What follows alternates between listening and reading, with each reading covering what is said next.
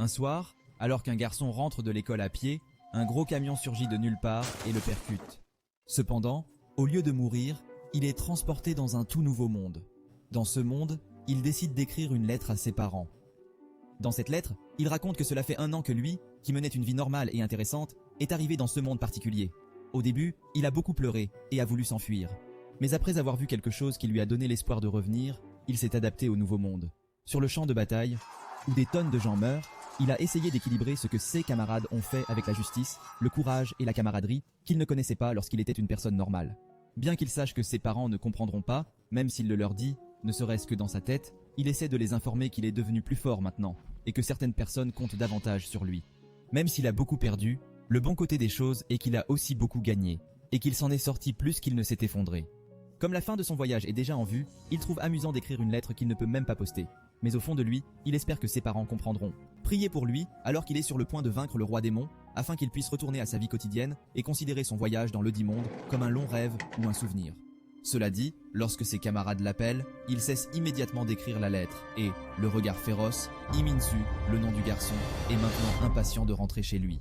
Après une bataille intense, les habitants du royaume félicitent Iminsu d'avoir tué le roi des démons.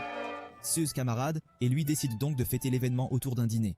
Maintenant que Iminsu a accompli sa mission dans ce monde, il doit faire ses adieux à ses camarades, qu'il a côtoyés pendant 1 an. L'un d'entre eux a même dit qu'Iminsu avait le choix de rester s'il le souhaitait. Cependant, sa famille et ses amis lui ont tellement manqué qu'il a finalement décidé de rentrer chez lui une fois pour toutes. La prêtresse a également encouragé Iminsu à avoir une vie gracieuse et bénie. Cependant, 3 semaines plus tard à Séoul, alors qu'Iminsu rentre chez lui, il semble que la prêtresse ait eu tort. Iminsu a peut-être sauvé le monde, mais il n'a pas pu se sauver lui-même. Il est montré qu'à son arrivée, il est immédiatement rentré chez lui pour voir enfin sa famille après des mois d'absence. Cependant, lorsque la porte s'est ouverte, un nouveau propriétaire l'a accueilli. Lorsque la porte s'est ouverte, c'est un nouveau propriétaire qui l'a accueilli. Pendant les 8 mois de son absence, sa mère est décédée dans un accident avec délit de fuite alors qu'elle distribuait des prospectus sur les personnes disparues. Après la mort de sa mère, son père, qui se reproche d'avoir été incapable de protéger sa famille, s'est également suicidé. En fin de compte, la mort du père de Minsu a fait la une des journaux, et son avis de disparition a été inclus à la fin de l'article, ce qui l'a fait connaître d'une manière ou d'une autre. Minsu est ensuite vu en train de se rendre sur la tombe de ses parents, les larmes aux yeux. La police l'a classé parmi les adolescents disparus, et son école l'a également renvoyé. Techniquement, il est devenu le type qui ne s'intégrait pas à tout le monde. La mère d'un de ses amis demande à son fils de ne plus rencontrer Minsu. Personne ne voulait vraiment l'aider. Bien qu'il ait essayé de tout remettre en ordre, il semble qu'il ait manqué beaucoup de choses et que même ses proches aient commencé à l'abandonner. Il est devenu un enfant considéré comme une nuisance pour ses parents. Son oncle l'a rendu responsable de sa mort, pour la mort de son père. À ce stade, personne dans la famille de Minsu ne veut l'accueillir. Son cousin lui a même demandé de partir immédiatement s'il ne voulait pas être traité de la sorte, car il reprochait à Minsu d'être à l'origine de la faillite de leur famille. Cela dit, Minsu n'a pas d'endroit où loger ni de quoi manger.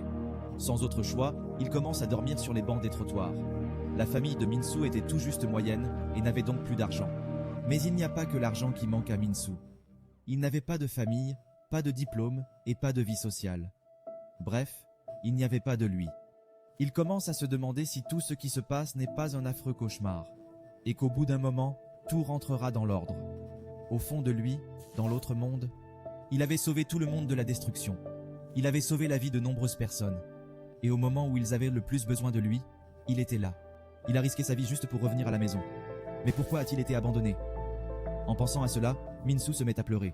C'est alors qu'il heurte accidentellement un homme corpulent dans la rue.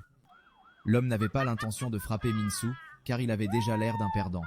Cependant, lorsque Minsu demande pourquoi ils ne sont pas tristes, cela libère le démon à l'intérieur de l'ancien héros. Désormais, Minsu veut faire en sorte que tout le monde ressente la même chose que lui. Il ne s'arrêtera pas tant que tout le monde autour de lui ne sera pas triste comme il l'est maintenant. Lorsque l'homme encombrant s'apprête à le frapper, Minsu fait appel à son épée d'Uran et, en une fraction de seconde, l'homme est réduit en miettes. Tout en essuyant ses larmes, Minsu assure qu'en tant que héros, il devrait être la dernière personne triste à être récompensée. Cela dit, alors qu'il brandit sa majestueuse épée, le héros qui a sauvé le monde s'évapore de la région de Kangsul sans réfléchir, tuant des milliers d'innocents. 3 semaines après le carnage du héros dans les faubourgs de la province de Gyeonggi, tout le monde a pensé au moins une fois à l'extinction du monde. Qu'il s'agisse d'une guerre nucléaire, d'une catastrophe naturelle ou d'une apocalypse zombie, une famille décide de fuir la province par mesure de sécurité. Cependant, la petite fille est attristée de voir qu'ils ont laissé leur père derrière eux.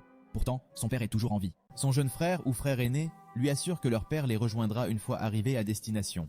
Cependant, cette assurance s'estompe peu à peu lorsque l'un des officiers annonce que Minsu, ou plutôt le héros, est sur ses traces et qu'il s'est approché de très près de la population. Cela dit, ils n'ont pas beaucoup de temps à perdre, ce qui signifie qu'ils doivent maintenant continuer à voyager à pied. Tout le monde quitte son véhicule et commence à marcher. Quelques minutes plus tard, la pire des craintes est enfin arrivée. Minsu écrase le corps de l'officier, provoquant la panique générale. Le monde va maintenant connaître sa fin, non pas à cause d'un démon ou d'un méchant, mais à cause d'un héros. Tout le monde court maintenant aussi vite que possible dans l'espoir de sauver sa vie, y compris la famille que nous avons vue plus tôt. Babi, le nom de la petite fille, commence à se sentir épuisée à force de courir. C'est pourquoi son petit décide de la porter. Pendant ce temps, voyant la vue macabre du haut du viaduc, Minsu commence à appeler les gens dégoûtants alors qu'ils se débattent dans l'espoir qu'ils s'en sortent vivants. C'est pourquoi il les tue en un clin d'œil. Alors que tout le monde se précipite pour sauver leur vie, la poupée de Babin glisse accidentellement de sa main. Son petit se précipite alors pour la sauver, la récupérer. Alors qu'il se penche pour récupérer la poupée, d'un seul coup d'épée, Minsu anéantit tous les autres. C'est pourquoi, lorsque le frère de Taibin part à sa recherche et à celle de leur mère, il ne voit qu'une mare de sang dévastatrice et des tripes partout. Alors qu'il pleure sa perte, Minsu le regarde de derrière. Minsu le félicite pour ses beaux yeux. Puis le garçon lui demande s'il est le héros dont tout le monde parle. Au lieu de répondre, Minsu trouble encore plus le garçon en affirmant que ses yeux larmoyants appartiennent à quelqu'un qui a tout perdu et qu'ils ressemblent à ses yeux. Des yeux sans espoir ni rêve. Irrité et frustré, le garçon crie en posant à nouveau la même question à Minsu. Et lorsque Minsu répond par l'affirmative, le garçon se lève. Le garçon se lève et déclare sans crainte qu'il tuera Minsu quoi qu'il arrive. Alors qu'il se précipite vers lui, Minsu l'attrape par la gorge. Alors que le garçon pleure à chaudes larmes, Minsu le poignarde avec son épée. Le garçon commence à se demander s'il va vraiment mourir sans pouvoir faire quoi que ce soit. Il s'excuse. À sa sœur, à sa mère, à son père et à sa grand-mère, alors que ses yeux commencent à se fermer. Puis, on entend la voix d'une petite fille qui dit « Héros, héros, héros ». Lorsque le garçon est revenu à lui, il était devenu un héros tout d'un coup. 1 an plus tard, le gouvernement s'est effondré. Tout comme Kim Min-soo, les personnes disparues à la même époque sont revenues en héros. Les 9 héros qui ont conquis les terres se les sont partagés, à l'exception de l'épée de Min-soo. C'est ainsi que le monde est devenu ce qu'il est aujourd'hui. Sur l'île de Jeju, territoire du héros golem, les gens qui ont peur pour leur vie ont peur de porter la poisse à leur mort. Une fille veut être tuée d'un seul coup, tandis que l'autre veut vivre encore. C'est alors qu'un morceau de main vivante commence à ordonner aux filles de se réveiller car il est temps de travailler. Alors qu'elles s'empressent de faire leur travail, un homme nommé Sung Woo-jun, le héros des golems, apparaît. Il annonce le programme du groupe pour la journée. Les femmes sont chargées de récolter de la nourriture, tandis que les hommes travailleront à la construction. Cependant, il est évident que les gens ne sont pas ravis d'accomplir de telles tâches. C'est pourquoi Woo-jun tente de les convaincre que s'ils se trouvaient dans les territoires des vaincus, des empires ou des héros de la foi, ils seraient devenus des sanguinaires, des religieux fous ou des expérimentateurs.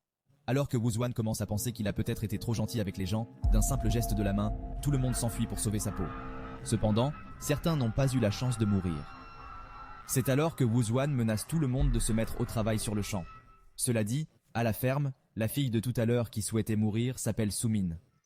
Une grand-mère lui dit de manger des mandarines et de respirer de l'air. Alors qu'elle regarde les vagues de l'océan, la culpabilité de voir son ami de tout à l'heure mourir commence à la ronger. C'est alors qu'un soldat surgit de nulle part, essayant de demander de la nourriture pour ses camarades. Il promet que dès qu'ils auront retrouvé leur énergie, les militaires combattront à nouveau les héros. Sumin décide de se rebeller et de leur apporter de la nourriture. Cependant, lorsqu'elle atteint le rivage, la seule chose qui l'accueille est le cadavre du soldat et Woo-jun. Maintenant qu'elle est prise, ses tripes se retournent et la peur commence à la tuer. Elle ne tardera pas à trouver la mort. Woo-jun révèle alors qu'il n'a pas qu'un seul œil qui surveille tout le monde, mais que des milliers sont cachés au-dessus des nuages. À ce stade, il ne fait que jouer techniquement avec la vie de ces pauvres gens. Alors qu'elle est sur le point de mourir, Somin appelle à l'aide, peu importe qui. Cela dit, une silhouette lumineuse se précipite et descend du ciel. Woo-chun est lui aussi choqué. Et juste comme ça, Jung-soo Park, le vrai héros, est revenu. Soo Park demande alors à Somin de lui expliquer la situation. Après avoir appris que Woo-chun fait partie du groupe des héros de l'épée, Soo Park ne peut plus contenir ses émotions et se précipite pour détruire tous les golems qui se présentent à lui. Lorsqu'il atteint enfin Woo-chun, Soo Park commence à couper les membres du héros démoniaque un par un s'il ne répond pas à ses questions. Lorsque Woo-chun voit enfin une ouverture, il demande à ses golems de le ramener en lieu sûr. C'est alors qu'un flashback se produit. Il s'avère que ce qui est arrivé à Min-soo est également arrivé à Woo-chun. Tout le monde dans sa vie l'a abandonné et l'a laissé seul pour partir. Pour se venger, il veut maintenant faire souffrir tout le monde et vivre une vie où tout le monde lui obéit. Mais Soo Park ne le permettra pas. Les deux se battent une fois de plus, dans lequel Wuchon utilise une technique appelée Praying Flower, tandis que Supark utilise l'Applied Element. De l'électricité pour renforcer l'attaque de la lance. Le combat s'intensifie. En tant que dieu, la foudre transperce le cœur de Wu Juan, marquant le moment final du héros golem qui a détruit l'île de Jeju et la flotte de l'ONU. Pendant ce temps, dans l'autre monde, les gens que Wu Juan a aidés avant de devenir méchants prient pour son bonheur. Ils sont loin de se douter que c'est tout le contraire qui s'est produit. Le héros golem est mort, et avec sa mort, les golems qui contrôlèrent le château de l'intérieur sont tombés avec lui. C'est donc la première fois que l'île est en paix depuis le déchaînement du héros. Cela dit, les habitants sont ravis d'apprendre cette merveilleuse nouvelle, tandis que derrière les arbres se cache Supark. Il est heureux de voir les familles se reconstituer. Cependant, lorsqu'il se souvient des moments heureux qu'il a partagés avec sa propre famille, il envie ces gens. C'est alors qu'un bruit subtil de cliquetis fait sursauter Supark. Il s'avère que ce n'est que Somin. Supark lui demande alors pourquoi elle se cache dans les buissons. Somin explique alors que tout le monde veut savoir qui a tué le héros golem, et qu'elle veut juste qu'il descende avec elle. Supark dit alors adverbialement qu'un héros qui a tué un héros n'a aucun mérite. Il ne fera que raviver la peur des gens. Il ajoute ensuite qu'il ne se soucie pas d'avoir été loué par de nombreuses personnes depuis le début. Cela fait sourire Soman, ému par la gentillesse de Supark, qui ne se préoccupe pas des sentiments des autres s'il ne l'est pas. À chaque déclaration, Supark dit à Soman qu'elle est libre de penser ce qu'elle veut puisqu'ils ne se reverront plus jamais à l'avenir. Mais Soman ne s'est pas arrêtée là. Elle a même ajouté quelques questions supplémentaires auxquelles Supark doit répondre. Elle lui demande si elle a l'intention de tuer tous les héros. Supark, de son côté, répond immédiatement que oui, il va tuer tous ceux qui travaillent avec le héros de l'épée. Lorsque Soman demande si c'est par vengeance, Supark répond indirectement à la question en affirmant qu'il n'y a pas d'autre raison. Cela dit, lorsque la jeune fille l'entend, elle se porte immédiatement volontaire pour l'aider, car elle veut elle aussi prendre sa revanche. Mais cela n'a pas convaincu immédiatement Supark. Soman, quant à elle, persiste. Bien qu'elle sache qu'aux yeux de Supark, elle n'est qu'un poids mort, elle le supplie de la laisser se joindre à lui. Elle a même essayé de dire à Supark qu'elle l'emmènerait faire le tour de la ville. Vilodi, héros. Elle était loin de se douter que Supark avait tout vu sur son chemin de Stulor à Jeju. Supark a une idée des zones contrôlées par les différents héros et de leurs capacités. Le fait d'entendre cela ne l'a pas empêché d'atteindre son but. Cette fois, elle dit même à Supark qu'elle fera tout. Qu'elle peut lui fournir tout ce dont il a besoin, du transport à la nourriture ou à l'abri, à condition qu'il accepte d'être son guide. Cela dit, Supark lui demande alors quelles sont ses raisons. Elle lui explique alors que c'est le chagrin de la perte de sa famille, la colère envers ses héros maléfiques et la sollicitude envers l'ancien monde qui l'anime. Et comme elle n'a pas le pouvoir de conquérir tout cela, elle a besoin de quelqu'un comme Supark pour la guider à tout moment. Cela dit, alors que tout le monde profite de sa liberté perdue depuis longtemps, les deux personnes qui leur ont apporté cette liberté viennent de commencer un nouveau contrat. Maintenant qu'ils ont uni leurs forces, Solman aide Supark à choisir son prochain adversaire. Et comme Supark veut un adversaire facile à tuer, Solman ne peut penser à rien d'autre qu'au héros Sea Dragon. Ayant détruit une flotte entière dans l'océan Pacifique, elle est la pire héroïne de l'océan. Elle a tué un nombre incalculable de personnes. Pour pouvoir la combattre, Supark doit trouver un arc. Heureusement, Soman connaît quelqu'un qui pourrait les aider, et ce n'est autre que les marines de combat. C'est dans la mer côtière du Sud, là où se produisent les grandes vagues et les vents violents, que vit l'héroïne de la mer. On la voit assurer à son animal de compagnie que tout adversaire essayant de l'atteindre ne rentrera jamais chez lui vivant. De retour sur l'île de Jeju, un des marines est vu en train de parler. L'un d'eux déclare qu'il n'arrive pas à comprendre en quoi entrer dans le repère du héros est la bonne décision. La peur de retourner aux mains de Minsu le terrifie. Cependant, son capitaine lui assure que si Supark a tué Wu Jun en un instant, cela signifie simplement qu'il a également l'intention de tuer tous les autres héros. Bien qu'il ne le sache pas et qu'il ne soit pas sûr de ce dernier point, cela ne suffit-il pas? Le capitaine déclare que pendant plus d'un an, les hommes qu'il traitait comme des fils sont morts. Et si vous deviez les rencontrer après sa mort, vous voudriez pouvoir parler en toute confiance. Même après leur départ, les autres survivants trouvent le moyen d'utiliser les corps qu'ils ont sauvés pour s'assurer que leur mort ne sera pas vaine. C'est vrai, en vain. Et dans les CA où Supark est plus fort que Minsu, ce voyage et leur sacrifice deviendra le début de la liberté de cette nation. Cela dit, ils ont tous décidé de poursuivre le plan. Alors qu'ils voyageaient déjà sur la mer, Sumen montra à Tsupark à quoi ressemblait le héros dragon des mers. Son dessin est trop mignon. Tsupark, confus, demande si son adversaire est un ver dans une figure de bâton. Sumen est alors gêné par son joli dessin. Quoi qu'il en soit, il s'avère que le héros et le dragon sont tous deux des filles. Et c'est la différence essentielle qu'ils ont avec les autres dragons. La fille se tient toujours au-dessus du dragon, et le dragon ne bouge jamais à moins que la fille ne le lui ordonne. Pour Sumen, la fille qui se tient sur la tête du dragon est le cerveau, et le dragon est le cerveau. Tsupark demande ensuite à connaître leur schéma d'attaque. D'après les combats entre eux et les soldats qui aident les réfugiés, le dragon crache du feu ou renverse des navires, tandis que la jeune fille bloque une attaque qui vient vers eux. Cela dit, les deux sont techniquement à la fois en attaque et en défense, et Tsupark affirme qu'il sera difficile de s'en débarrasser. Avant que Sumen et Tsupark ne poursuivent leur discussion, les marines détectent un objet non identifié sur leur radar, ce qui met tout le monde en alerte. Pour ne rien arranger, de nombreux objets non identifiés se cachent en dessous d'eux. Ce n'est pas seulement 2 ou 3, mais 400. Alors qu'ils se rapprochent de plus en plus, tout le monde se prépare à l'impact. Il s'avère que ce n'est qu'un poisson. Mais après quelques secondes, le vrai poisson apparaît, créant un grand tourbillon qui a failli aspirer le navire au fond de l'océan. Le héros dragon de mer, Suashin, déclare alors que Tsupark paiera pour avoir tué Wujun, puisqu'elle fera exploser tout le navire. En entendant cela, les marines restent vigilants et demandent des ordres à Tsupark. Tsupark ordonne alors aux marines de baisser l'ancre au lieu d'esquiver les attaques du héros maléfique. Bien que les marines soient d'abord déconcertés par la décision de Tsupark, le capitaine fait confiance à Tsupark de toutes ses forces et suit ses ordres. Alors que les ancres sont abaissées, le combat a commencé. Le dragon commence à cracher son feu, tandis que les marines préparent leurs armes et leurs boucliers. Tsupark tente également de se mettre en condition et de préparer sa lance. Cela dit, Ancil, active-toi. Alors que le souffle de feu atteint presque le navire, Tsupark le bloque avec son bouclier magique. Le fait que Tsupark les protège de l'attaque au lieu de se battre surprend les marines. C'est pourquoi ils décident de demander à leur capitaine de leur donner des ordres de distraction. Ils demandent à tous les membres de l'équipage de se préparer au combat. Ils visent les têtes. Cependant, en utilisant Espitazul Tiara, le bouclier d'Atlas, Suashin utilise son pouvoir de protection pour s'assurer qu'aucune des attaques des marines ne les atteigne. En voyant cela, les marines sont quelque peu découragées, mais leur capitaine leur dit de ne pas le faire. Mais ils savent déjà que leurs armes à feu sont inutiles contre les héros. L'objectif ultime est de distraire les adversaires autant que possible. Cela dit, ils continuent d'attaquer sans relâche. Alors que le combat se poursuit, Tsupark découvre quelque chose de crucial. Depuis que Suashin a commencé à utiliser la barrière magique, les pouvoirs de feu du dragon ont été réduits. Et si ces suppositions sont correctes, le héros des mers partage son mana avec le dragon des mers. C'est pourquoi, s'ils se concentrent sur l'épuisement de son mana, ils peuvent avoir une chance de gagner. Tsupark s'élance alors de toutes ses forces. En voyant cela, Suashin se rend compte que Tsupark a peut-être remarqué que le dragon des mers a utilisé son mana. Cela dit, au lieu de paniquer, elle n'a qu'à se débarrasser de toute raison d'utiliser la barrière magique. Toria Tiara, la lance de l'Atlas.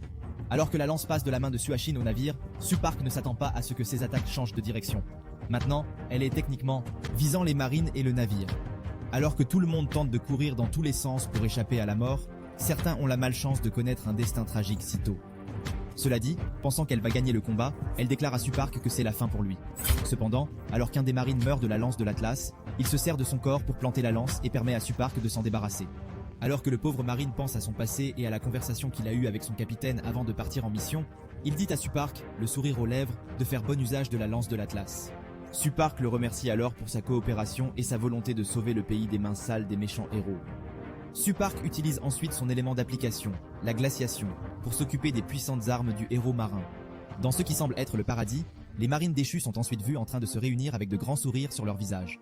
Au moins, pendant la période où le monde avait le plus besoin d'eux, ils n'ont pas fui, mais sont restés immobiles, la tête haute, faisant de leur mieux pour accomplir leur devoir. C'est alors que survient un flashback. Dans la ville calme au fond de la mer Bleue, des centaines et des milliers d'hommes, de femmes et d'enfants ont été tués. Cet endroit s'appelle Atlas, le monde des dragons de mer. C'est dans cet endroit merveilleux que Suoxin a été emmenée lorsqu'elle a disparu. Lorsqu'elle arriva au royaume de l'eau, elle fut accueillie chaleureusement par les gens qui s'y trouvaient. En tant qu'héroïne, elle a été traitée avec beaucoup de respect.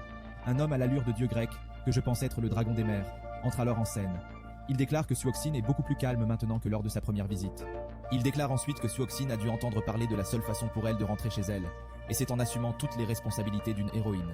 Cependant, Suoxin dit honnêtement qu'elle n'est pas encore habituée à cette idée. Honnêtement, elle a l'air bien plus innocente ici. C'est vraiment dommage que la rage puisse changer d'une manière ou d'une autre. Quoi qu'il en soit, revenons à nos moutons. Le type aux cheveux bleus lui assure qu'elle finira par s'y habituer avec le temps. Il donne ensuite quelque chose à Suoxin. Curieux de savoir ce que c'est, le type aux cheveux bleus lui montre alors une lance qui aurait été transmise de génération en génération. Elle a été transmise à l'élu qui deviendra le héros du dragon des mers. Et Suoxin est l'élu en question. Porter la lance est d'une grande importance. Cela signifie que Suoxin deviendra un héros et qu'il devra protéger le roi. Le dragon des mers, en particulier, est le plus grand des rois du royaume. En échange, le dragon des mers la protégera de tout ce qui pourrait l'empêcher de détruire le roi démon. De retour au présent, le combat se poursuit. Alors que Suashin réfléchit, les souvenirs d'elle et de la lance qui est maintenant entre les mains de Tsupark la frustrent. Il lui crie alors que la lance n'est pas un objet quelconque qu'un homme peut manier. « Rendez-la immédiatement », dit-elle. Tsupark déclare alors qu'il va certainement rendre la lance. Elle entre alors dans son crâne vide. Tsupark utilise alors l'une de ses compétences, la technique de la lance gelée, le Glacial Path, qui a fonctionné sur le monstre en question. Suashin tente de protéger le dragon avec sa compétence Gigantiae Ispitatu Teada, une barrière de défense magique à 5 niveaux que même le ptérodactyle Demon King n'a pas pu percer. Elle est choquée de voir que Tsupark est capable de la détruire sans même essayer. Cela dit, Supark utilise sa puissante lance enflammée pour découper le majestueux dragon des mers et le héros maléfique, Swashen, les tuant en un instant. D'un autre côté, les deux méchants qui s'aimaient depuis toujours sont restés ensemble même après leur mort. Le dragon des mers et Swashen ont entretenu une relation beaucoup plus romantique qu'on ne l'aurait cru. Lorsque le dragon des mers a décidé d'accompagner Swashen après leur victoire sur le roi des démons, son corps ne s'est pas habitué au monde des humains, ce qui l'a poussé à reprendre sa forme de dragon. Le couple ayant choisi de vivre sur une île où personne ne pouvait les voir, le dragon des mers ne pouvait plus se contenir. C'est pourquoi, alors qu'il se trouvait sur un ferry, il se transforma en dragon. Après l'incident du Southern Sea Ferry, le gouvernement les a considérés comme des terroristes, à l'instar de Minsu. C'est ainsi qu'ils sont devenus des méchants et des objets de conquête. Jusqu'à la fin, ils se sont aimés, se sont protégés et sont morts ensemble dans la douleur. Pendant ce temps, en ville, Minsu est informé par un homme que le héros des golems et des dragons de mer est mort des mains du nouveau héros, ce qui signifie que le peuple a un nouvel espoir. Cela signifie également que l'éternelle tristesse créée par Minsu est sur le point de prendre fin. Cela dit, le type dit à Minsu de se lever et de faire quelque chose, ce que Minsu fait, marquant ainsi que la fin approche une fois de plus. Dans l'autre monde où Supark a été enlevé, la fille qui l'a accueilli se rend compte que Supark a déjà commencé sa vengeance. Vengeance. Cela dit, pour rembourser leur dette à Supark, elle ordonne à un chevalier d'appeler tous les forgerons car ils doivent réparer autant de lances que possible. La fille s'est alors souvenue tristement du fait que Supark n'était pas vraiment intéressé à sauver leur monde et de toutes les générations de héros de lance, Supark s'est poussé le plus fort. Pendant son séjour dans l'autre monde, il s'entraîne jour et nuit dans l'espoir qu'à son retour dans le monde réel, il pourra se venger des héros maléfiques qui ont tué sa famille. Il blâme sa faiblesse pour la mort de sa famille. C'est pourquoi, au lieu de tant contempler, il s'acquitte de ses devoirs sans se poser de questions ni tomber dans le silence. Un jour, avec la seule utilisation de sa lance, il tranche chacun des membres du gobelin un par un. Il est tellement désireux de se rendre plus fort que même ses camarades ont peur qu'il aille trop loin. Et ils avaient raison. Un gobelin géant frappe l'arrière de sa tête avec une grande chauve-souris. Cependant, juste en se souvenant de Minsu, la rage en lui s'enflamme une fois de plus. En conséquence, les pauvres gobelins rencontrent leur mort en un éclair. Juste mourir. Juste mourir. Dit-il en poignardant la veine jugulaire du gobelin géant. Mais même avec cette victoire, il continue d'avoir des hallucinations des membres de sa famille décédés. C'est pourquoi, au lieu d'être un héros, il se comporte comme un pécheur ou un esprit de vengeance. Un soir, après un long et intense combat, la jeune fille propose d'aider Supark en mettant de la pommade sur ses blessures. Elle lui demande alors respectueusement pourquoi Supark veut absolument tuer le roi démon et retourner chez lui alors qu'il n'a pas encore de famille. Supark explique alors qu'il veut tuer quelqu'un de plus fort que lui à son retour. La jeune fille ne pouvait pas croire que quelqu'un était plus fort que Supark. Elle lui rappelle également que même s'il se venge, il ne faut pas abuser de son corps. Cependant, Supark sait que Minsu est effectivement plus forte que lui de toutes les manières possibles. C'est pourquoi son but est de devenir plus fort que lui et de déchirer Minsu membre par membre. Il a déjà imaginé des méthodes horribles pour torturer Minsu, comme lui trancher la peau tous les jours, comme des sashimi, puis nourrir Minsu avec sa propre peau. Supark le fera souffrir pour tous les gens qu'il a tués, aussi lentement et douloureusement que possible. En entendant cela, la fille réalisa que Supark était sérieusement tordu à l'intérieur. Au roi démon, tout le monde fut choqué lorsqu'il utilisa l'élixir des miracles pour faire remonter l'énergie du roi démon. Il a fait cela pour combattre le roi démon une fois de plus, afin qu'il gagne en force. Le roi démon supplie Supark de le tuer une bonne fois pour toutes. Ses camarades, en particulier la jeune fille, lui demandent de rester humain et de ne pas franchir la ligne plus bas qu'il ne l'a déjà fait. Cela dit, dans l'esprit de la jeune fille, alors qu'elle se souvient de tout cela, elle souhaite que même après que Supark ait accompli sa vengeance, elle espère qu'il ne deviendra pas un monstre. De retour dans le monde réel, les pensées de Supark sont remplies de l'image de Minsu. Dans sa tête, Minsu lui dit qu'il n'est pas un sauveur ou le héros de l'histoire, qu'il est juste quelqu'un qui n'est rien pour les gens. Cependant, ces pensées n'ont pas d'importance pour Supark, car il est plus que satisfait d'être le meurtrier de Minsu. Après avoir vaincu Swashin, Supark retourne sur le pont et demande à Somin s'il y a des survivants. Malheureusement, il semble que tous les passagers du bateau soient déjà morts, à l'exception de Somin. Sans les soldats, ils ne peuvent pas retourner sur le rivage sans que personne ne manipule le navire. Sumen demande alors à Supark s'il peut fabriquer quelque chose qui leur permettrait de retourner sur le rivage. Cependant, il semble que la déclaration de Sumen ait un peu irrité Supark. Il dit même carrément que si Sumen prétend être un guide, ne devrait-elle pas au moins savoir diriger un bateau? Sumen tente alors de s'expliquer. Cependant, alors que Supark s'apprête à partir, il lui dit alors qu'il pensait qu'elle serait compétente, c'est pourquoi il a décidé de l'emmener. Avant même qu'il ne la quitte des yeux, Sumen demande à Supark ce qu'elle doit faire. Supark lui répond simplement qu'elle a besoin de faire une pause, et disons qu'elle l'a pris personnellement. C'est pourquoi, au lieu de faire une pause littérale, elle essaie de trouver le manuel du vaisseau et espère qu'elle pourra le diriger toute seule. Ainsi, elle pourra faire ses preuves auprès de Supark. Il semble que quelqu'un se trouve dans le couloir, car Sumen entend quelqu'un marcher. En vérifiant, elle pense que Supark s'est déjà endormi. Elle est choquée de voir que Supark transporte des cadavres en pleine nuit. Il s'avère que Supark organise des funérailles respectueuses pour les soldats tombés au combat, car il lui rappelle son père, également membre de la marine. Supark leur présente ses excuses, car il n'a pas pu les sauver. Supark continue à dire qu'il est désolé de les renvoyer à leur famille et de devoir les renvoyer de cette façon. Alors que les larmes commencent à couler, Supark continue à dire qu'il est désolé. Il adresse ensuite ses prières à ceux qui sont tombés au combat. Et Somin dit aussi les siennes en secret. Dans un monde où la vie et la mort deviennent floues, le garçon et la fille rendent hommage à ceux qui sont morts avant eux. Et comme si ce monde cruel les admirait, ils envoient un invité du ciel, un hélicoptère avec le chef de l'équipe de la division des héros du gouvernement de reconstruction sud-coréen, Do Hae-jong-woo. Celui-ci vient chercher le héros de la révolte, qui n'est autre que Supar. Ceci étant dit, l'opération de sauvetage du monde a commencé. Monsieur Choi se présente. Somin parle à Supar de l'organisation à laquelle appartient Monsieur Choi. Il s'agit d'une organisation formée par des fonctionnaires et des soldats qui cherchent à se révolter contre les héros par le biais de leur guérilla. En entendant cela, Supar réalise que l'organisation pourrait avoir l'un d'entre eux pour faire partie de leur tactique. Alors que lui et Somin entrent enfin dans l'hélicoptère, Supar demande immédiatement à Monsieur Choi si leur organisation pense sérieusement que les armes à feu fonctionneraient sur un héros. Et à partir de là, une conversation animée s'engage, au point que Monsieur 3 manque de faire exploser l'hélicoptère. Cela dit, Monsieur 3 a l'intention de les emmener quelque part. Arrivés à destination, Soman et Supark ont les mains attachées et les yeux bandés. L'organisation prévoit d'abord de les interroger. On voit alors un drone survoler la cachette secrète. Derrière l'écran, quelqu'un déclare qu'il a enfin trouvé ses satanés rats. Alors qu'ils entrent dans le bâtiment, Supark tente d'analyser les environs. Il est alors capable de calculer qu'il ne lui faudra que 3 secondes pour abattre tous les soldats avec eux. Alors qu'il commence à s'agacer, il se dit que s'échapper serait un bon plan. Il cesse alors immédiatement de mettre les soldats en alerte. Avant que Supark ne se lance à corps perdu, Soman l'arrête et tente de lui rappeler que les soldats sont simplement effrayés et qu'ils n'ont aucune mauvaise intention. Il lui explique également que l'organisation et lui ont des ennemis communs, et que c'est pour cette raison qu'il doit les amener à lui faire confiance autant que possible. Soman entre la première dans la salle d'interrogatoire. Monsieur 3 lui demande immédiatement quel type de personne est Supark. Il lui explique alors parfaitement tous les détails d'un point à l'autre. Elle lui dit que Monsieur 3 que Supark est un bon gars et qu'il a le même objectif que l'organisation. C'est pourquoi c'est une bonne chose que les deux s'allient pour vaincre les autres monstres maléfiques. En entendant tout cela, Monsieur 3 se rend compte que Supark a peut-être fait tout cela pour se venger. Cependant, le fait d'avoir le même objectif ne signifie pas qu'ils seront des alliés instantanés. Monsieur 3 demande alors à Omin si elle fait elle-même entièrement confiance à Supark. Sait-elle ce que fera Supark après la vengeance ? Bien que Supark puisse devenir l'espoir de tous les survivants, le risque est trop important pour lui faire confiance et l'aider car ils ne savent toujours pas s'il est plus fort que le héros de l'épée ou s'il n'est qu'un piège pour le gouvernement. Il serait beaucoup plus logique pour le gouvernement de le tuer pendant qu'il est encore sous contrôle ou au moins de l'emprisonner avant qu'il ne fasse des ravages. 3 jours plus tard, c'est au tour de Supark d'être interrogé. Avant que la discussion ne commence, Supark se souvient de ce que Soman lui a dit l'autre jour, à savoir que le gouvernement est simplement effrayé et qu'il doit les amener à lui faire confiance. Il a l'air si pâle qu'il lui semble qu'ils ont essayé de le faire mourir de faim, puisqu'ils ne lui donnent rien à manger ni à boire.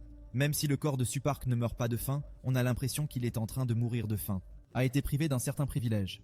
Après avoir entendu des coups de feu, Soman enlève le bandeau et les menottes de Supark. Mais ce n'est pas tout. Un homme corpulent aux cheveux blancs l'accompagne. Ce qui rend Supark confus. Il s'avère que cet homme est le héros d'Iron Arm, et qu'il est là pour sauver Supark. Cependant, il semble que Supark n'y croit pas.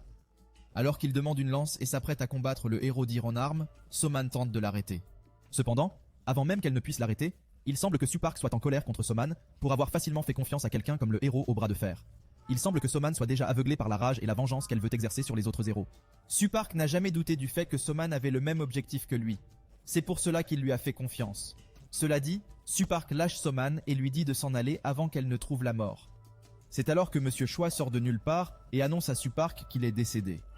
Il s'avère que tout cela n'était qu'un jeu organisé par Monsieur Choi et Soman pour vérifier si Supark est bien un héros qui sauvera l'humanité et pas seulement quelqu'un qui utilisera l'organisation pour ses projets.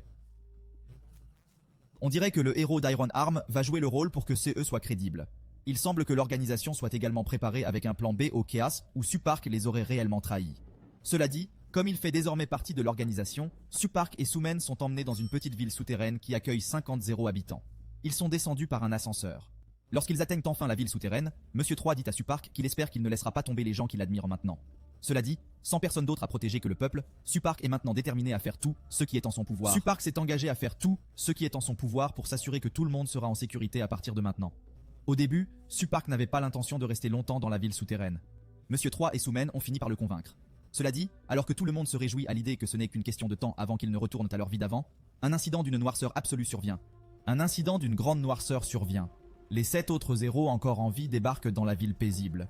Le héros du vampire, Hang Huarang, le héros de la foi, Pekahana, héros de la magie, Mayarin, Tuang Hui Ho, héros du retour. Lee Sung-jun, le héros des arts martiaux, Chun Ji-sung, le héros de la réforme, Lee Garam, et bien sûr, le héros des épées, Kim Min-soo. Le combat commence alors. Monsieur Choi tente alors de s'appuyer sur l'opération qu'il a menée. Cependant, son peuple est maintenant hypnotisé par Paek Hanna. Cela dit, il tente de contacter ses autres hommes pour protéger Supark à tout prix. Cependant, même les soldats n'ont pas échappé à la mort atroce que les héros leur ont infligée. Le flanc de la montagne Chun, anéanti. Bunbap, anéanti. Corneille Brune, anéanti. Au total, 13 700 personnes sont déjà mortes en seulement 3 minutes et 17 secondes. La ville, autrefois paisible, est à nouveau aux mains des héros. Maintenant, c'est à Supark de les vaincre et de protéger la population. « C'est toi le salaud ?» demande Min-soo à Supark, sans émotion. De l'autre côté, Supark est déjà en colère rien qu'en voyant le visage de Min-soo. Il pense que le bâtard qui a tué sa famille se tient juste devant ses yeux, déborde peu à peu. Sans réfléchir, comme il l'avait initialement prévu, Supark est maintenant bien décidé à tuer Min-soo une bonne fois pour toutes.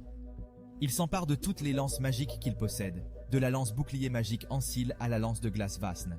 Pendant ce temps, Min-soo prépare son équipement. Le système d'attaque du démon sacré pour le combat. Alors que Min-soo et Supark commencent à se battre, même les autres héros maléfiques cessent d'intervenir parce qu'ils ont peur de s'impliquer. Alors que Supark a déjà presque pris Min-soo dans ses mains, Min-soo voit un soupçon d'espoir dans les yeux de Supark, ce qui le fait exploser de rage. Supark a failli mourir une fois de plus. Cela dit, le fait d'y penser met Supark en colère. C'est pourquoi, en regardant le ciel, il dit qu'il tuera Min-soo quoi qu'il arrive. D'un autre côté, Min-soo lutte également contre tous les combats. Alors que leur volonté de se battre commence à se manifester, leur combat est sur le point de devenir plus intense que jamais. Alors que l'armure de chacun émerge, leur combat devient de plus en plus intense. Un coup après l'autre, tous deux luttent pour faire face à la force de l'autre. Pendant ce temps, sur les côtés des décombres, les citoyens de la ville observent la scène. Le héros de l'épée, Kim Min-soo, dont la seule présence signifiait la fin imminente de l'adversaire, se débattait. Un homme luttait contre le chagrin avec tout son être. En voyant cela, tout le monde a repris espoir et s'est dit que, peut-être, cette fois-ci, ils parviendraient à vaincre le mal. Monsieur Choi déclare alors que leur dernier recours est de livrer le combat de leur vie contre le héros de l'épée. Cela dit, il ordonne à ses hommes de distraire les autres héros autant que possible, donnant à Supark le temps de se battre contre le héros de l'épée, sans penser aux autres héros qui pourraient l'attaquer par derrière. Les faibles ont décidé de se battre à nouveau. Avec toute la rage et l'impatience dans leurs yeux, Monsieur Choi et ses hommes parviennent à rencontrer un monstre à l'apparence étrange. Cependant, au lieu d'être effrayés, ils l'affrontent de front. De son côté, le héros d'Iron Arm finit de tuer tous les habitants de la région. Il a lui-même remarqué que cela prenait plus de temps qu'il ne le pensait. Alors qu'il tente d'intervenir, l'un des soldats tente courageusement de l'arrêter. Cependant, le pauvre soldat a fini par mourir. Les autres héros mettent également en place leur propre stratagème pour avoir le dernier mot à la fin, si tout va bien. Nous devrons cependant attendre pour voir ce qu'il en estimate. Ce qui est vraiment éprouvant et que tout le monde attend, c'est le combat entre Min-soo et Supark, qui va gagner et remporter la victoire. Alors que Min-soo frappe Supark d'un puissant coup de poing, Min-soo ne s'attend pas à ce que Supark trouve une ouverture pour l'attaquer à son tour. Utilisant la lance du dragon et l'esprit, Supark se précipite vers Min-soo dans l'espoir qu'il mette enfin fin à son cauchemar de héros à ce moment-là. Appliquer les éléments, l'électricité, la glace, la grande terre, la flamme, l'atmosphère, l'explosion de puissance. Alors que Supark fait de son mieux pour donner le meilleur de lui-même, Min-soo le félicite pour sa force, ce qui est une première. Cependant, Min-soo n'a pas l'intention de permettre à Supark d'avoir le dernier mot à la fin. Il tente alors d'utiliser toute la puissance de son épée, durant. Mode Daybreak. D'un seul coup d'épée, les mains de Supark sont tranchées instantanément. Min-soo déclare alors que la douleur de Supark est trop superficielle, et que, quel que soit l'angle sous lequel on le regarde, le mal ne peut pas vaincre le mal. Peu profonde ? Demande Supark. Puis il continue à dire que le sentiment de voir sa vie piétinée par un meurtrier comme Min-soo est insupportable. Min-soo n'a jamais été superficiel. Alors que sa rage ne cesse de croître, les citoyens et les autres héros observent également le combat, attendant lentement de savoir qui va gagner. Alors que Supark se précipite sur Min-soo et s'apprête à l'attaquer, il semble que Min-soo soit suffisamment fort pour l'esquiver. Après l'avoir esquivé, Min-soo déclare que Supark est bien moins malchanceux que lui. Min-soo le frappe alors, déclarant qu'il en a la possibilité. Supark peut atteindre le salut, contrairement à lui. Supark lui demande alors carrément quel mal les gens ont fait à Min-soo, et qu'il a plus de haine envers eux qu'on ne pourrait l'imaginer. Min-soo répond alors honnêtement que c'est parce qu'ils étaient tous plus heureux que lui. Tous l'ont éliminé, et aucun n'a voulu de lui. Personne n'a jamais essayé de le comprendre ou de l'embrasser quand il en avait le plus besoin. Minsu ajoute que les gens ont osé élever Supark comme une lueur d'espoir, et qu'ils ont essayé de briser le cycle du chagrin que Minsu a créé. Cependant, Minsu ne se laisserait pas faire facilement. Solman intervient alors courageusement pour aider Supark d'une manière ou d'une autre, tout en pleurant. Elle déclare alors que Minsu a raison. Supark est le dernier espoir de l'humanité. Cela dit, Minsu a détourné son attention vers Somin.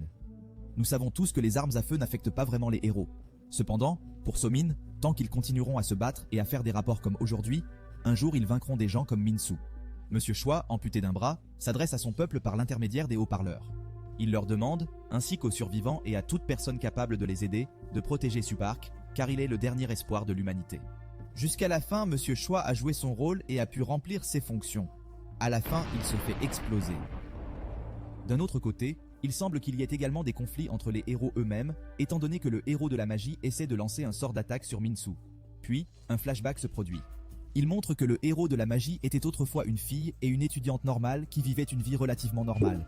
Un jour, alors qu'elle rentre chez elle, un réfrigérateur lui tombe accidentellement dessus, ce qui l'a transportée dans un autre monde. Aujourd'hui, alors qu'elle revient de l'autre monde, elle n'a jamais eu l'intention de tuer des gens, tout ce qu'elle veut, c'est retrouver sa famille. Cependant, après avoir vu que le grand mal avait déjà brûlé l'endroit, elle a d'abord été choquée. Les héros confrontés à cette situation avaient deux choix, se battre pour leur vie ou se joindre à la folie. Et elle, qui n'avait aucun courage ni aucune forme de bravade, a fui les deux choix. Elle a également passé un certain temps dans le camp de réfugiés avec sa mère et sa sœur. C'est alors qu'un groupe de soldats est entré en scène et a voulu lui parler. Aussi longtemps qu'elle s'en souvienne, elle a essayé de cacher son identité d'héroïne. Cependant, il semble que Monsieur Choi ait sa façon de découvrir des informations cruciales comme celle-ci. Dans un premier temps, Yedin tente de le nier. Cependant, lorsque Monsieur Choi commence à donner des informations qui lui permettent de savoir que Yedin est une héroïne, elle n'a pas d'autre choix que de finir par céder. Surtout il y a une dizaine de jours. À cause d'une erreur de tir des Forces Unies, les réfugiés de la région allaient être massacrés comme du bétail. À ce moment-là, un inconnu supposé être un héros a désengagé l'explosif et a disparu, puis Yedin a émergé du bâtiment où se trouvait cette personne. A disparu. Il pourrait s'agir d'une simple coïncidence. Cependant, Monsieur Choi n'y croit pas du tout.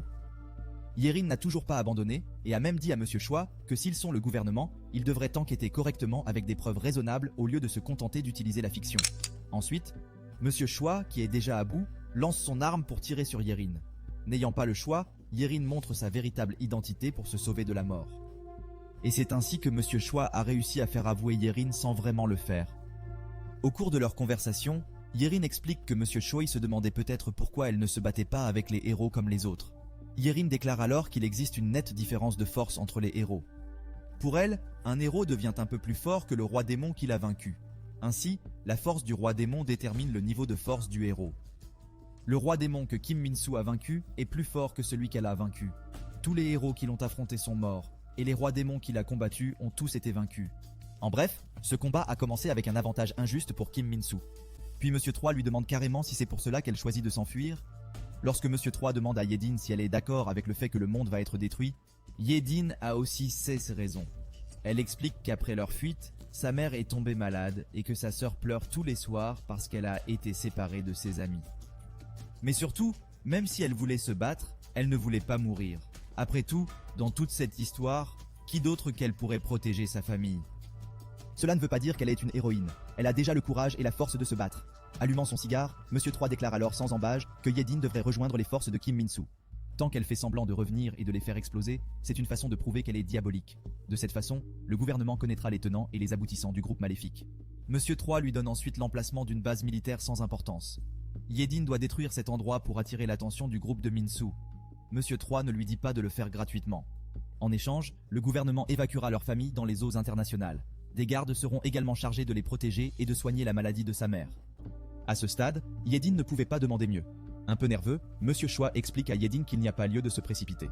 Il lui demande simplement d'être leur carte cachée, de savoir quelle méthode sera utilisée pour détruire Min-soo. Yedin sera leur carte maîtresse qui protégera cette méthode le moment venu. C'est pourquoi, alors que Supark est déjà sur le point de tomber, Yedin intervient pour remplir ses fonctions. De son côté, Supark se souvient de la journée qu'il a passée à devenir plus fort pour la vengeance qu'il va exercer sur sa famille décédée. Le fait de se voir étendu sur le sol, immobile, le frustre. Il a utilisé tout ce qu'il pouvait pour se battre, mais il n'a toujours pas réussi à vaincre Min-soo. Il désespère à l'idée qu'avec tout son entraînement, il n'a pu que blesser Min-soo. Alors qu'il est sur le point d'abandonner, Yedin se précipite pour sauver Min-soo. Yedin se précipite pour le sauver. Voyant Yedin et Supark s'échapper, les autres héros maléfiques tentent de les rattraper. Alors que Yedin se précipite, certains des héros maléfiques parviennent à les rattraper. Cependant, avec l'aide de quelques soldats qui disent à Supark qu'il doit vivre, ils parviennent à s'enfuir à temps. Les héros ne comprennent pas. Le fait que les humains, qui ont une peur bleue de se battre, plongent maintenant la tête la première dans la mort. Comme s'ils avaient oublié ce qu'était la peur. Tout le monde, des civils aux militaires, se bat pour Supark. Ils ont tous risqué leur vie pour un simple instant. J'espère que ce n'était même pas certain. Quelle que soit la force des méchants héros, les citoyens ont décidé qu'ils n'abandonneraient jamais jusqu'à la fin. Alors que le héros au bras de fer frappe un bus après l'autre, sur le dernier qu'il frappe, des douzaines de bombes sont attachées, explosant au moment où elles atteignent les mains du héros. Le grand sacrifice du peuple permet à Supark et à Yedin de s'échapper. Alors que Yedin porte tout le poids de Supark, essayant de fuir les méchants héros, le héros du vampire, Hong Hwarang, les rattrape. Utilisant son sang, Hwarang fabrique une véritable flèche de sang qui vise Yedin et Supark. Yedin sait qu'il ne sera pas facile de sortir de cet endroit, car l'endroit qu'ils ont traversé pour descendre est celui où Minsu et Bekhana se tiennent à carreau, et les trous dans le plafond sont trop dangereux à traverser à cause des débris qui tombent. Avant même qu'elle ne puisse réfléchir à un plan pour sortir, la flèche de sang de Hwarang l'atteint et la frappe. Elle se rend compte qu'en tournant en rond, ils vont se faire tuer. Prie. Un homme leur fait alors signe qu'il y a un endroit où ils peuvent se cacher, mais Hwarang ne se laissera pas faire. Il se précipite sur eux aussi vite qu'il le peut avant qu'ils ne s'échappent. Pendant ce temps, à l'entrée principale, les citoyens et les soldats restants tentent d'évacuer de manière organisée. Cependant, un tel chaos ne permet pas aux citoyens de rester tranquilles. Mais le gouvernement fait également de son mieux pour sauver les gens autant qu'il le peut. Ils essaient d'amener le héros de la magie à un certain endroit dès que possible pour que les gens puissent s'échapper vers le sol, loin des autres héros. Cependant, s'ils utilisent le passage de l'ascenseur comme sortie, les réactions des réfugiés seront un problème. En effet, si le gouvernement les pousse vers la mort, une émeute risque de se produire, ce qui pourrait constituer le pire des scénarios. Cependant, la responsable affirme qu'elle veillera à ce que tout soit réglementé. En prenant le haut-parleur, elle informe tout le monde que le dernier ascenseur capable de fonctionner sera utilisé pour permettre aux héros de la révolte, alias Supark, de s'échapper. Cette information a mis tout le monde en colère. Qui ne le serait pas? C'est n'importe quoi, disent certains en réalisant qu'aux yeux du gouvernement, ils ne sont que des moins que rien, qui ne méritent pas de vivre. La dame explique ensuite, de la manière la plus motivante qui soit, que même s'ils s'échappent de la ville souterraine, il n'est pas certain qu'ils vivront une vie paisible et heureuse, en sachant que le héros de l'épée est toujours en vie. C'est pourquoi Supark est leur avenir, un homme qui sauvera le monde. Cela dit, de nombreux hommes qui avaient initialement l'intention d'échapper à la colère qui s'abat sur eux, sont fiers de céder leur place dans l'ascenseur aux jeunes et participeront désormais au combat. Les 3 dernières personnes dans l'abri ont sacrifié leur vie pour gagner 5 minutes. Sur une île déserte d'Indonésie, les vies de 50 personnes ont été sacrifiées pour une seule personne. Espérons que leur sacrifice n'aura pas été vain. Pendant ce temps, à la Maison Blanche, tous les hauts fonctionnaires américains découvrent ce qu'il est advenu de l'abri qu'ils ont aidé à construire en Corée. Cependant, ils devraient être déçus car l'abri est facilement détruit, ce qui indique que la conception de leur système est également à la traîne. L'un des membres du personnel aborde alors le sujet de Supark, ce qui choque tout le monde dans la salle. En conséquence, le président demande immédiatement l'emplacement de Supark. De retour à Supark, une jeune fille aux cheveux verts dotée de pouvoirs magiques fait revivre Supark et Yedin. Cela dit, Supark s'interroge sur les raisons de cet événement. Pourquoi quelqu'un ramènerait-il à la vie un perdant comme Supark, qui n'a protégé personne et n'a même pas pu vaincre le héros des épées? Les pensées de tous ceux qui ont sacrifié leur vie pour lui commencent à défiler dans l'esprit de Supark. Il ne peut plus contrôler ses émotions. Cependant, avant qu'il ne puisse commencer à pleurer, la fille aux cheveux verts le frappe pour lui faire oublier la réalité. Il déclare alors sans embâche que ce n'est pas parce qu'il ne peut pas les protéger. C'est parce qu'ils l'ont protégé. Pour en revenir à la Maison Blanche, les autorités pensent que Supark se trouve en Indonésie. Quoi qu'il en soit, où qu'il se trouve, les fonctionnaires ne manqueront pas de les localiser avec précision et d'en rendre compte. Le président leur demande alors ce qu'ils comptent faire à ce moment-là. Étant donné que l'effondrement de la Corée se répandra par les principaux canaux médiatiques, les citoyens des États-Unis et d'autres pays seront certainement désemparés. Cela dit, certains responsables veulent tirer tous les missiles et toutes les armes, tandis que les autorités coréennes ne veulent pas que leur nation soit détruite de cette manière. Un général a alors déclaré qu'il devrait procéder à une attaque préventive. Ce qui a rendu le président américain furieux, sachant qu'ils allaient sacrifier davantage de troupes. Mais ce n'est pas ce que le général voulait dire. Puisque tous les héros ont été rassemblés, il serait bon qu'ils déploient les bombes nucléaires appelées marteaux de Dieu. Ainsi, tous les problèmes disparaîtront en un instant. Cela dit, les astronautes dans l'espace se préparent à lancer le grand garçon sur ordre du président, ce qui fait de l'hostilité du monde la cible des mauvaises intentions d'une seule personne. En Corée, Minsu demande à un pauvre survivant de dire à tout le monde que le héros de la lance est mort et qu'il n'y a plus d'espoir. Il veut qu'ils assistent à la fin du monde en se recroquevillant sur le sol. Cependant, il semble que ce type soit bien plus intrépide que je ne le pensais. Il prend la défense de Supark, déclarant que Min-soo doit avoir vraiment peur de lui, vu qu'il est effrayé par l'idée que les gens recommencent à se révolter, puisqu'ils sont maintenant pleins d'espoir pour tout le monde. Min-soo se met alors en colère et tranche la tête de l'homme comme s'il s'agissait d'un rien. Puis, avant que sa colère ne le ronge à nouveau, les autres héros maléfiques ont été rassemblés, l'assurant qu'il peut prendre tout le temps qu'il veut. Maintenant qu'ils ont déjà détruit le gouvernement secret et la ville secrète, après avoir anéanti toute la population, ils n'essaient pas de réfléchir à la suite des événements. Min-soo déclare qu'il devrait suivre le héros de la lance, étant donné qu'un nombre incalculable de personnes placent encore de grands espoirs en lui. Sa seule présence est un déni du monde que Min-soo a créé. Même si ce n'est pas seulement en Corée, il prévoit maintenant de s'attaquer au monde entier. De retour aux États-Unis, le président a annoncé à la population qu'ils ont eu recours à la pire des actions. Considérant que de nombreux soldats sont déjà morts pour épargner à leur famille le chagrin de les perdre, le pays a décidé de déployer l'arme qui a été scellée pendant un demi-siècle. Et ce n'est autre qu'un missile nucléaire. Pendant ce temps, les héros sont également conscients de ce qui les attend. Mais cela ne les dérange pas du tout, puisqu'ils disposent d'un bouton de réinitialisation. Il ne leur reste plus qu'à attendre que le feu d'artifice de la mort vienne à eux. Maintenant, alors que Min-soo et les autres attendent leur mort, puisqu'ils vont être réinitialisés de toute façon, le héros de Return, Lee Sung-joon, dit alors à Min-soo quelque chose qui va définitivement le choquer. Dans cette intrigue intense et époustouflante, puisqu'ils oublieront presque tous leurs souvenirs une fois réinitialisés, le héros de Return, Lee Sung-joon, dit alors à Min-soo quelque chose qui le choquera certainement. Sung-joon avoue à Min-soo qu'il est celui qui a tué les parents de Min-soo, ce qui a littéralement mis Min-soo en colère. Ensuite, Sung-joon revient au moment où ils ont envoyé les vidéos de surveillance aux États-Unis. Pendant ce temps, il prévoit de faire quelque chose. Les astronautes de la station spatiale américaine préparent le lancement de l'arme nucléaire, car la clé du marteau de Dieu est déjà accessible. Le dispositif de lancement a été désarmé. Les astronautes sont maintenant en attente jusqu'à ce que le dernier ordre soit reçu de leur pays. L'un des astronautes demande alors si le marteau de Dieu a déjà été utilisé de manière non officielle. Le capitaine répond alors que c'est la première fois qu'ils utilisent l'arme nucléaire. Cela dit, ils ne connaissent pas la puissance de son effet. C'est juste un fait que c'est l'arme d'anéantissement la plus précise et la plus efficace de l'histoire de l'humanité. Maintenant, après avoir reçu la confirmation de l'aigle, alias le président, les astronautes lancent immédiatement le marteau de Dieu. Cependant, avant même qu'ils ne puissent le faire, il semble que les héros maléfiques aient déjà formulé leur plan. L'arme nucléaire n'a pas été lancée sur la Corée, mais directement sur les États-Unis, tuant d'innombrables personnes. Ce jour-là, 16 missiles du marteau de Dieu ont été lancés dans le monde entier depuis Paris, France, Pékin, Chine, New Delhi, Inde et le Caire. Pékin, Chine, New Delhi, Inde et le Caire, Égypte. C'était le jour de la fin du monde. Lorsque le ministre des Transports des États-Unis a pris connaissance de la nouvelle, il a été dévasté de voir que le pays qu'il appelait autrefois son foyer n'était plus que poussière. Alors que le président et le vice-président, ainsi que le président et les membres du Congrès, sont tous morts et que toutes les capitales de leur cabinet ont été emportées par le vent, une personne a pu éviter le chaos grâce à une conférence donnée dans le Michigan. Le ministre est désormais le commandant en chef. Les autres fonctionnaires entrent alors, initiant la prestation de son serment de délégation. Après être devenu président, il reçoit la mallette nucléaire, qui est maintenant la ligne directe avec le héros de la réforme, si l'on considère qu'il est capable de la pirater. On dit qu'il est apparu pour la première fois il y a 100 ans en Europe, et qu'il a été le grand héros qui a mis fin à la Première et à la Seconde Guerre mondiale. Au XXe siècle, il a fait des États-Unis la plus grande puissance mondiale et la première vision de la découverte scientifique et technologique. Au nouveau commandant en chef de retourner la situation en leur faveur. Cela doit être vraiment éprouvant pour les nerfs d'être à sa place maintenant, hein? Tous les 100 ans, un héros est contraint ou enrôlé sur la base de coordonnées aléatoires, en Égypte et dans d'autres parties du monde.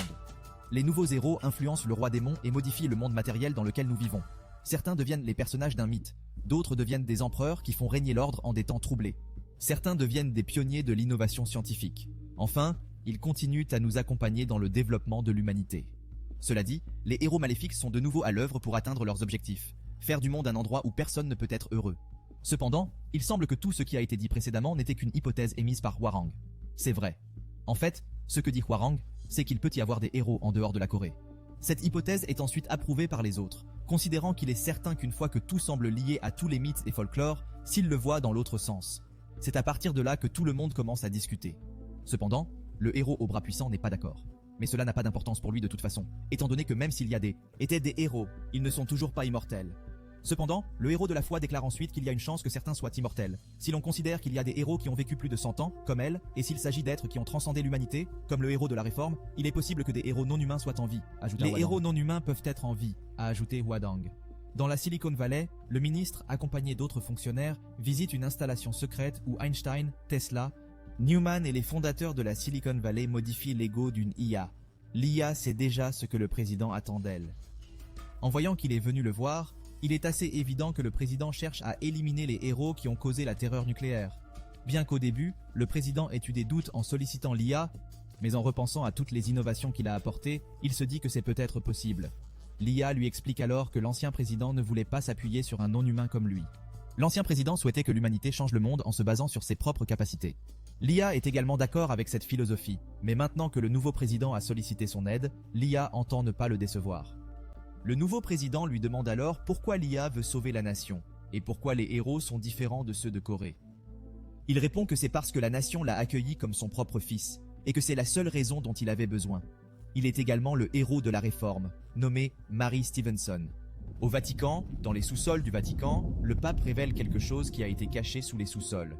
Au XIVe siècle, le dernier missionnaire à avoir officiellement accompli un miracle et le dernier héros de la foi amicale envers les humains se trouvait à l'intérieur. Le héros de la foi, Saint Damien Arcadius. À l'Oymyakon de la République de Sakha, en Russie, un homme nommé le vétéran Ivan Pouchkine est présenté. Il est le héros de leur nation, dont le nom ne sera pas mentionné dans l'histoire. Il est le héros de la glaciation. Cela dit, les héros de l'époque passée sont mis en scène. Et les choses vont devenir passionnantes à partir de maintenant. C'est tout ce que nous avons pour aujourd'hui. N'oubliez pas de vous abonner pour être averti de la sortie d'une nouvelle vidéo. Jusqu'à la prochaine fois. Au revoir.